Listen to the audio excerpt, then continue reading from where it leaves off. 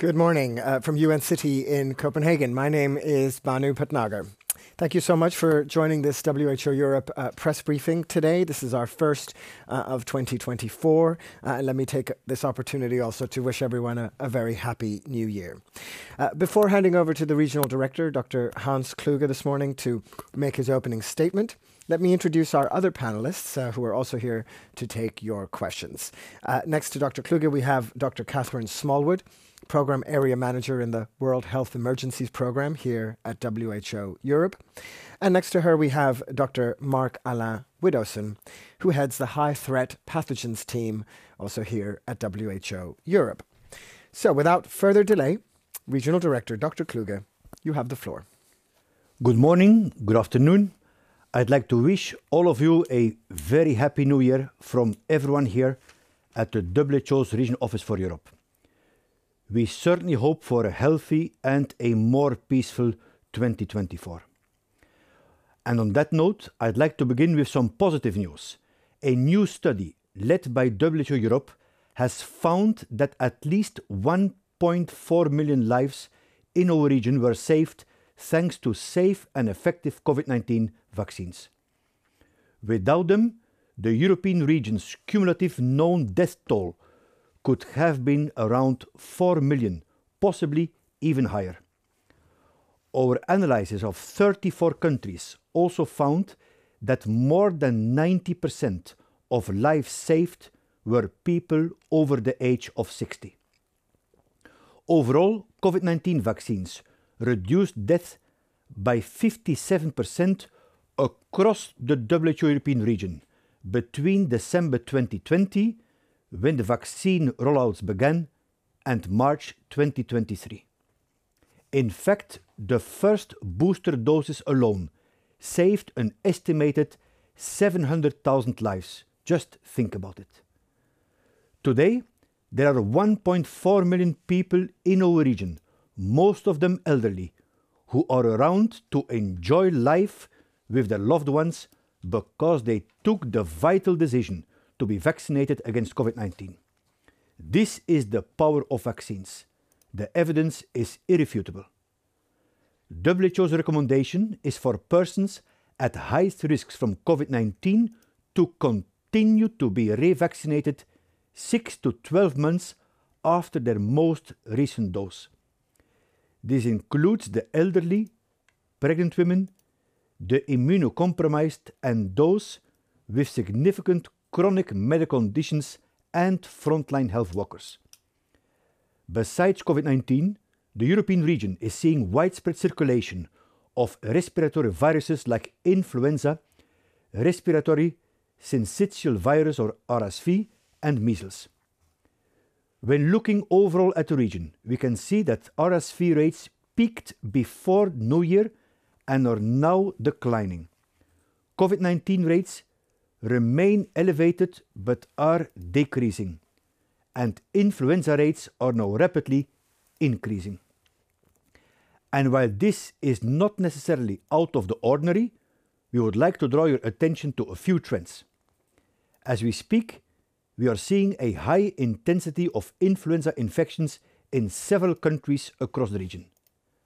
Health systems should be ready to see a likely surge in influenza cases over the coming weeks.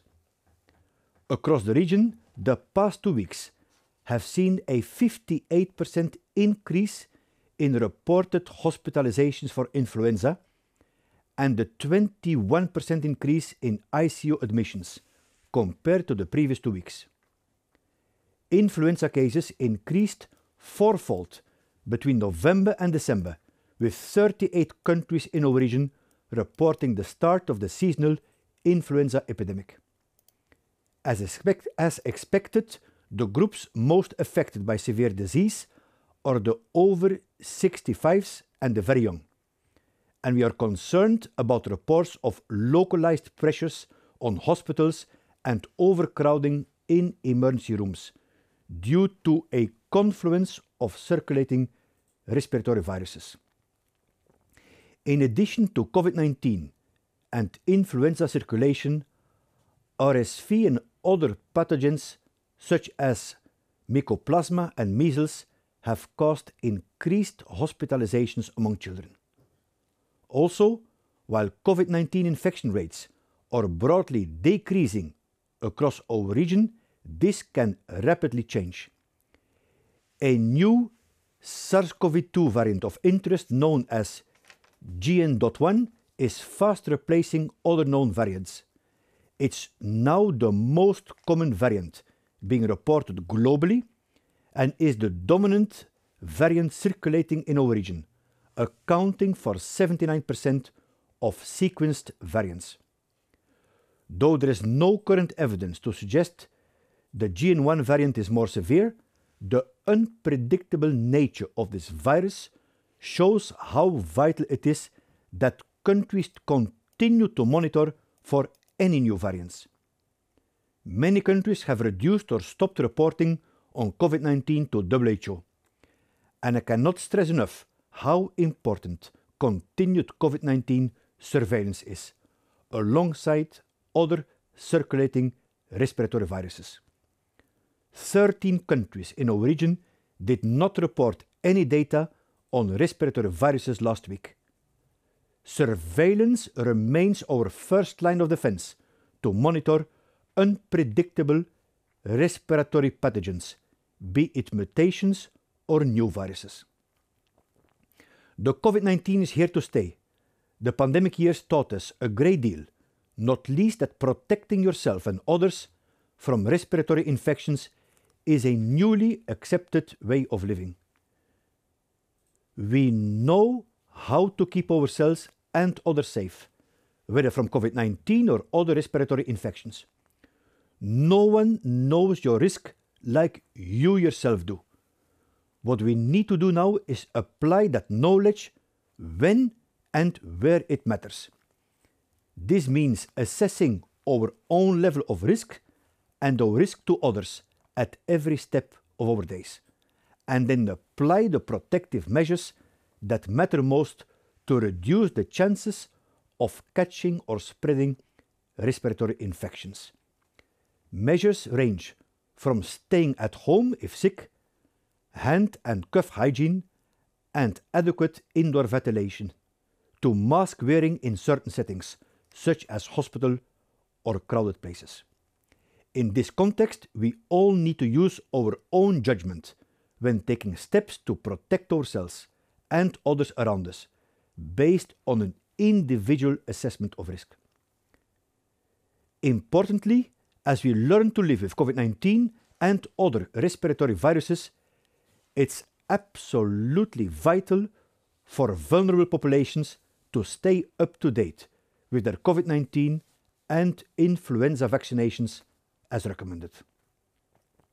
As we put a difficult 2023 behind us and look forward to 2024, I am deeply concerned that health is slipping from the political agenda and that we are failing to address the ticking time bomb facing our health and care workforce.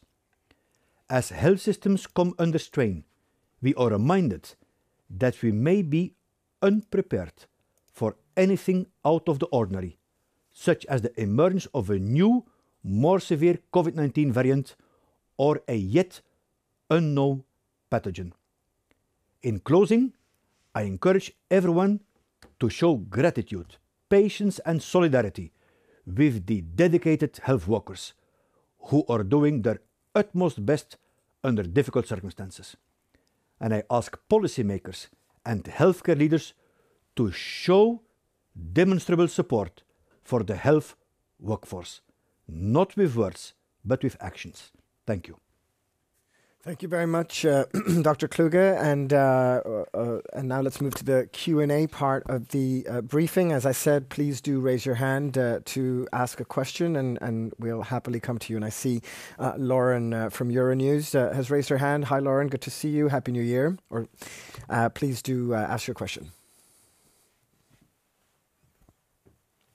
Hi, can you hear me? Yes, go for it. Hi, thank you so much for doing this. I don't know if you want me to put the video. Okay, there we go. Hi, I'm Lauren Chadwick from Euronews. Thank you again for this press conference.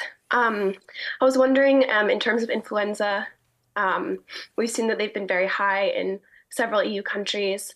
Even in Italy, I think they're reaching some of the worst numbers in several years. So I was wondering, is this expected as we come out of the COVID-19 pandemic? And then you talked about health slipping from the political agenda, Dr. Kluge. So I was wondering if you could give an example of kind of how that's happened.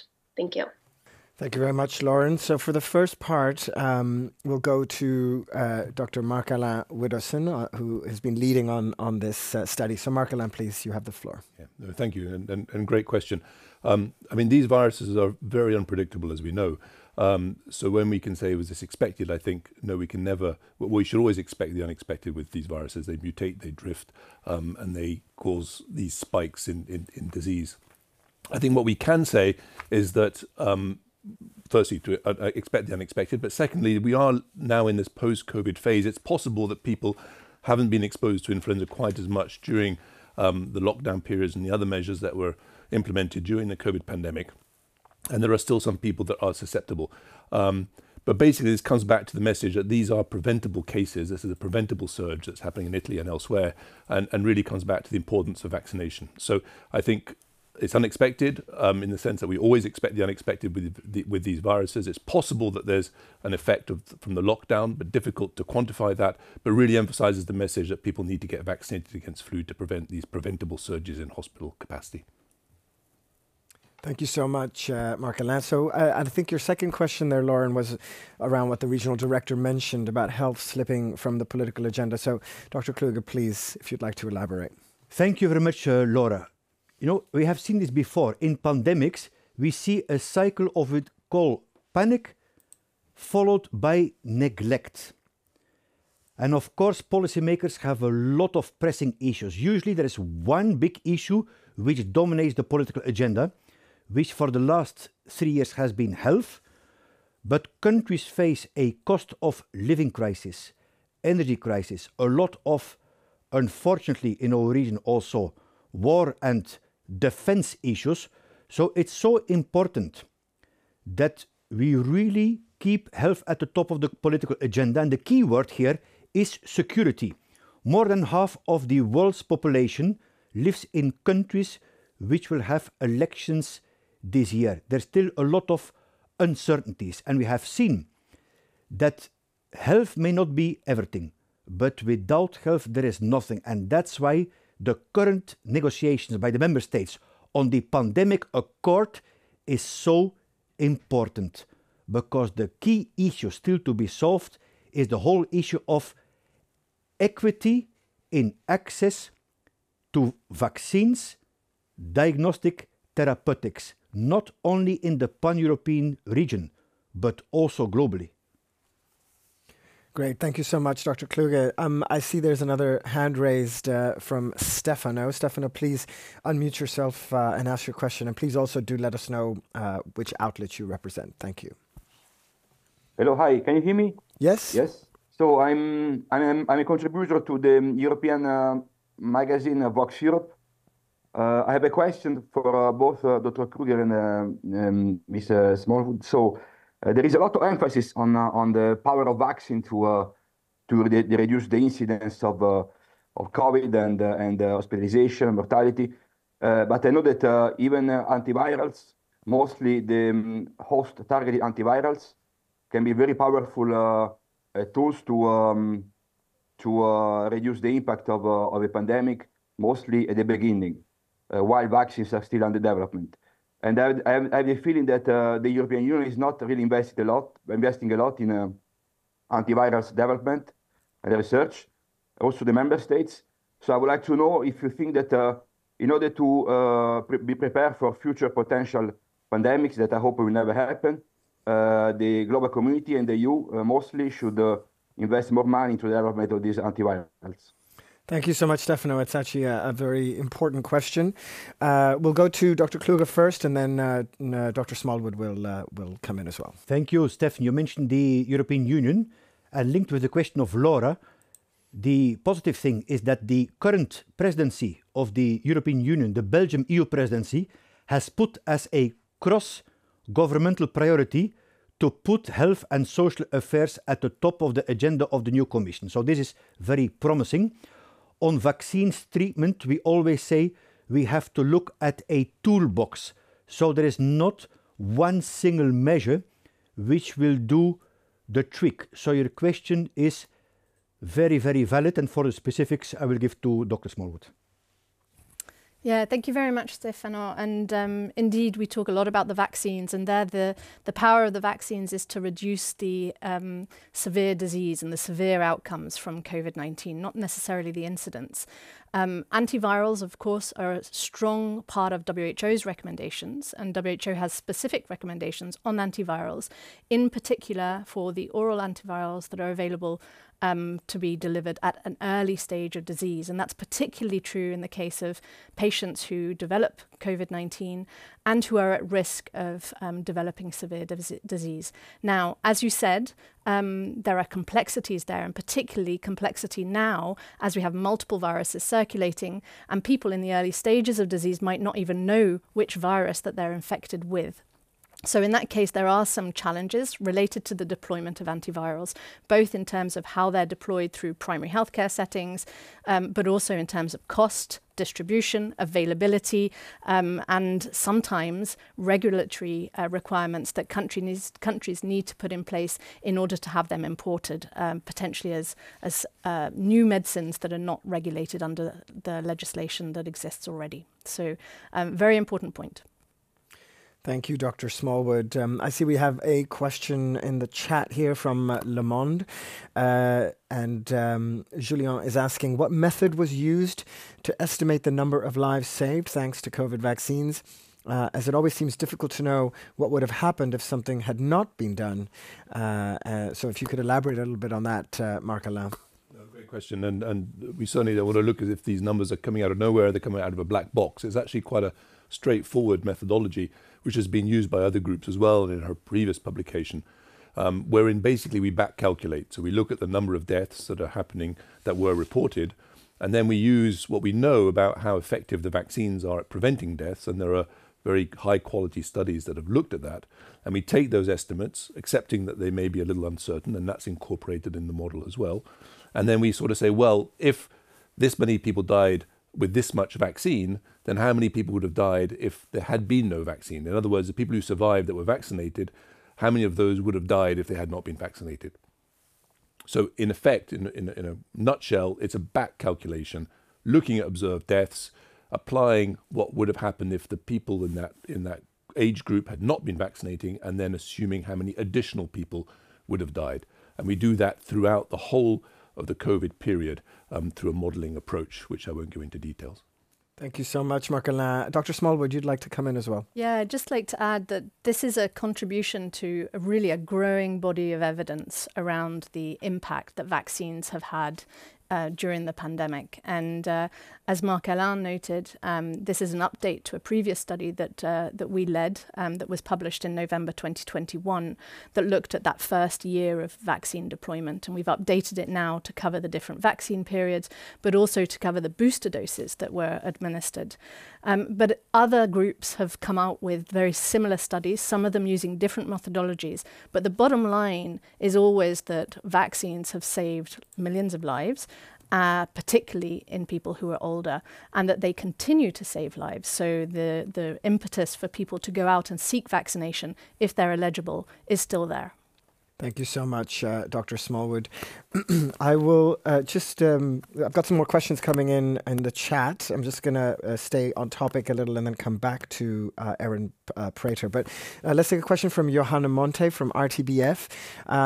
Happy New Year, Johanna. She's asking, what is WHO's recommendation for mask wearing, or the public to wear masks or not in hospitals and in sort of healthcare settings? So if I can maybe go to Dr. Smallwood first on that one. Yeah, so WHO's recommendations haven't changed in terms of mask wearing in the past year. At the community setting, our recommendations are that individuals take a decision based on the level of risk in which they're set. So mask use can be recommended in areas that are confined, that are crowded, where there is insufficient ventilation in place. And as the regional director noted in his statement, this has now not become a mandate, but it relies on the individual judgment. Masks protect oneself from various pathogens, including COVID-19, but they also prevent, for example, if I were to be ill, they also protect others around me. So this is very much an issue of personal judgment. When it comes to health facilities, this again depends on the area and the potential mandates that are applied at the local level. But there we have a stronger recommendation that masking is indeed recommended in health facilities, especially where there is circulation of COVID-19. Thank you so much, Dr. Smallwood, for explaining that. We have a question here from Erin Prater from Fortune magazine. I'm going to bring in one of our panelists who's online, who's on standby to take some questions around vaccines. Dr. Siddhartha Datta is our regional advisor on immunization. And Erin is asking, can you elaborate a little bit on the issue being posed by the measles outbreaks that we're seeing across Europe? Over to you, Dr. Datta. Thank you, Banu. I hope you can hear me well. And thanks, Erin, for asking that question. I think if we take a quick snapshot on what's happening in the WHO European region and measles, between January to November last year, as for the reports for which WHO is available with us, we have seen around 42,000 plus cases of measles, which is around 45-fold more than what we have seen in 2022. Very concerning indeed, but we should also be aware of the fact that there had been a 3% drop in the measles coverage between 2019 to 2022. Obviously, the COVID-19 pandemic had an impact on that. What is important is, as you have heard from our regional director say, that health should remain a central focus. This is a very clear indication of why it should be. The measles vaccines we have, they are safe, they are effective, have been used for years now. They've been able to prevent so many deaths and diseases in the WHO European region. The member states are doing so much in terms of outlining what needs to be done. There are campaigns happening, there are catch-up vaccination programs on board. We are extremely glad that the member states are putting all these efforts. What is important and at this point of time is to understand where these measles cases are happening, which are the communities where they are being affected. And I think this will really tell to the health system that where the focus has to be in. The partners are also playing, together with WHO, are playing an immense role in supporting our member states. It's this whole conjoint effort we strongly feel will be more needed in 2024 and beyond. We just cannot let this entire success story of measles being contained or so many countries having eliminated measles in the WHO European region just go loose at this point of time. So I think this effort of measles and together with sustaining a high routine immunization coverage will be very much pivotal in 2024 and beyond. Thank you. Thank you so much, Dr. Datta. I'm going to take a question here now that we received in advance from TASS, and it's going to go to you, Regional Director. The journalist wanted to know whether the sort of latest pandemic, the COVID-19 pandemic, now that we've had a little bit of distance from it, has influenced the way we make prognosis about any coming pandemics or health emergency events. So over to you on that one. Yes, to start with the positive, the answer is yes. Actually, it's yes and no. The yes is, it has been unprecedented, the speed with which, for example, the vaccines were developed. And as we just noted, how many lives have been saved? In this region, 1.4 million at least. Also, the resilience of the healthcare workforce, local solidarity, young people helping elderly people. But the answer is also no if we speak on one of the bigger issues, the whole issue of equity in access to what we call medical countermeasures, like the vaccines, diagnostic, therapeutics. That's one. A second one is still the fueling fake news, misinformation, disinformation, for example, on the pandemic accord. And that's why it's so important that member states get to an international agreement, a pandemic accord. And the big misunderstanding is that this pandemic accord will shift away the sovereignty from countries to WHO, which is absolutely not the case. What the pandemic accord aims to do is to tackle some issues like much quicker exchange of information, of data on clinical trials, and on sharing also the different medical countermeasures. A big lesson we learned is the concept of regional resilience. The regions themselves have to become self-sustainable in terms of, for example, manufacturing, clinical trials, etc. And that's what's happening, for example, in the African Union, where the heads of state made a decision to establish and strengthen the African CDC with the transfer of mRNA to South Africa. And that's something that the pan-European region has to scale up as a pan-European region to become stronger, more self-sustainable, always in solidarity with the rest of the world. Thank you. I think Dr. Smallwood would also like to come in. Yeah, and just building a little bit on the regional director's remarks, we're currently engaged in two big streams of work. Just today, in fact, we have our technical advisory group that are meeting to help us develop what we're calling Preparedness 2.0. And this is ultimately aimed at ensuring that for the next pandemic, we build on the lessons from the previous one. And that extends to what Dr. Kluge was referring to in terms of the medical countermeasures, but also talks about how we collaborate to collect and assess and analyze surveillance data, how we use big data, how we use genomic sequencing, how we use modeling. Suddenly people became very well acquainted with things like nowcasting, where we actually have to use modeling techniques to understand what's going on right now. We also, in addition to having to invoke a whole new discipline of infodemic management, we've also understood that in terms of applying pandemic response measures, scalability, smart measures, the ability to act early in order to avoid having to implement more stringent measures later on have been critical, but also prioritizing measures. When we think about schools, WHO's recommendation was always schools are the last to close and the first to open. So prioritizing measures during a pandemic is also critically important.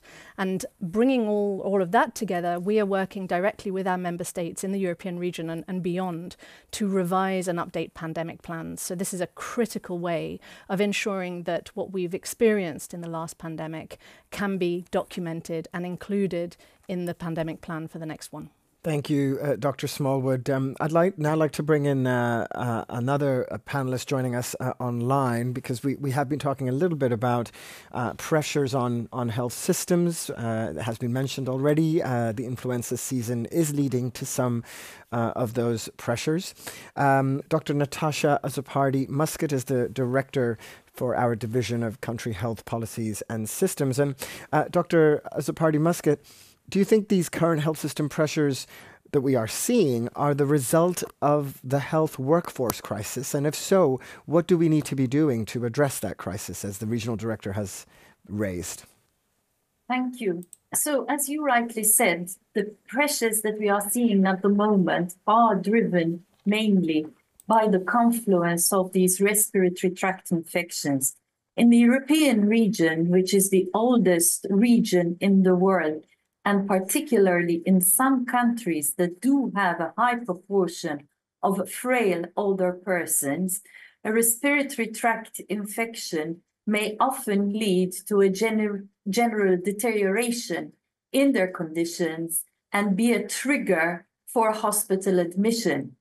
one of the questions which we are sometimes asked is that if we know that our health system's capacity is not being sufficient in times of crisis to meet these demands, why don't we just create more hospital beds, create more ICU beds? And over here, the answer is that the main bottleneck that our health systems are grappling with is, in fact, the finite and the shortages in our health workforce in Europe. Some countries particularly face shortages in the nursing profession, a crucial profession, when we are talking about, for example, emergency admissions and also care of people with these medical admissions within our health system. This is something which is WHO Europe already almost 2 years ago we saw coming during the pandemic, and we published our flagship report, which drew attention to the fact that not only do we have shortages, but that in many countries our health workforce is aging and needs to be replenished. Having said that, unfortunately, some health systems are struggling even to retain the current health workforce because of the pressures that they are under, and also they don't find that they have enough people to recruit within their own countries. This can be partly a demographic issue, with young people being fewer, can partly be an issue of choice, that the current working conditions that health professionals face, not only in terms of remuneration, but in terms of the conditions that they work under, are no longer so competitive when compared to other sectors of work.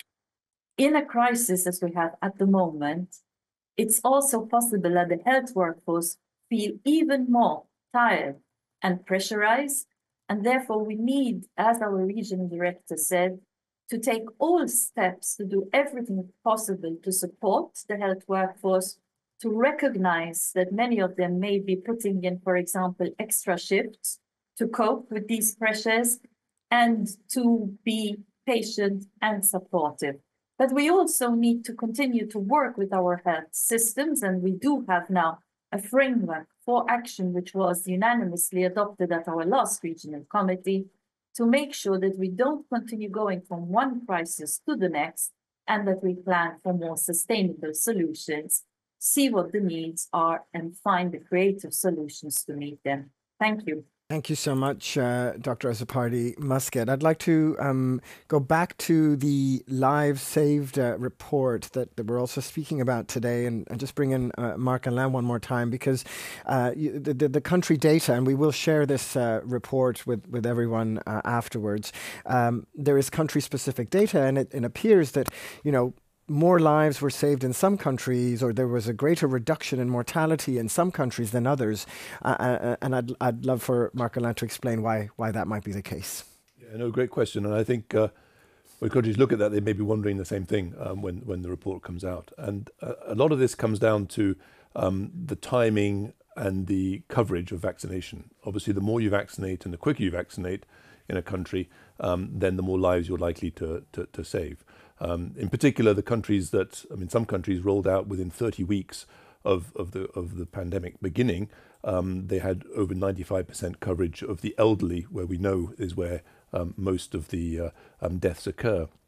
So countries that vaccinated early and vaccinated at high levels were likely to see much higher deaths averted than countries who were vaccinating a bit later, and perhaps less completely over time. They may have reached a high level, but it depends on how quickly they reach that high level. So those, I think, were the two main critical factors that affected the results between countries. There are other issues as well, like the number of elderly in different countries does vary, so therefore the number of population at risk will vary as well. But the vaccination timing is the most important, and coverage. And of course, it comes back to the most important message here is that by vaccinating people, we prevent deaths, and to do so quickly, and as to cover as many vulnerable populations, at-risk population as possible. So countries that didn't reach all their at-risk populations would have then have had a higher mortality and therefore fewer deaths averted. A slight extra point is that what we saw, which was really interesting, is that vaccinating just before the Omicron wave with the booster was really saved 0.7 million deaths. And so what we're talking about when lives averted with COVID vaccination, we have the primary course that happened at the beginning, during the Delta wave. But really what we're seeing now is that it's the booster vaccinations that are really continued to save lives. We know that vaccine wanes. We know that vaccine becomes less effective over time. So really what we're seeing in this report is really the effect of repeated booster vaccinations and not just the effect of the primary vaccination course, which occurred early in the pandemic. And this really reiterates WHO's message that people need to get boosted, particularly at-risk groups need to get boosted annually. Thank you so much, Dr. Widdowson. I know Dr. Dutta might have something further to add. So, Dr. Dutta, you have the floor. Thank you, Banu. So just to build upon what Mark Elaine has mentioned, obviously the primary vaccination course was dependent on availability of the vaccine and the quickness of the system to put in a strategy to reach out to the wider population group. And I think this initial saving that we have seen, that you will read in the report, is much lower than the booster effect, what we have seen, which has come out. There are a couple of elements on these that we can all reflect on when the member states are now working towards integrating COVID-19 into their routine vaccination. What is critically important for the health system is to see that they can put in a strategy in place, a system in place, to identify the vulnerable population group in our in the entire vulnerable groups in the population. This will be critically important to reap the benefits of the COVID-19 vaccine and save even more lives or the disease moving forward. Because the booster effect, as you have heard from Mark Elaine, was much higher than the primary course vaccination when it was implemented. Now moving forward, as you have heard from the regional director, WHO is suggesting that you vaccinate either a 6-month or 12 months based on your vulnerability status from a last vaccination. This will not happen automatically. The system need to put in place, this system need to adopt strategies to identify them and to vaccinate them. I think this, while we are really grateful for the power of vaccines, for the vaccines to become a vaccination and also to reap the benefits of the vaccine, these lessons learned and also these numbers that we are publishing today will be of critical value, both for policy as well as strategy moving forward. Thank you. Thank you so much, Dr. Dutta. And I notice no more questions online. Give journalists another few seconds to raise their hand and ask a question if they like. Otherwise, I would very much like to thank all of our panelists today, the Regional Director, Dr. Kluge, Dr. Smallwood, Dr. Widdowson, Dr. Dutta online, and Dr. Azzopardi Muscat. As ever, if you need further information, we will share the report and the text of the statement with all journalists very shortly. But if you have any further questions, please do email us at eupress@who.int. So with that, we are closing today's press briefing. As always, stay healthy and take care. Goodbye.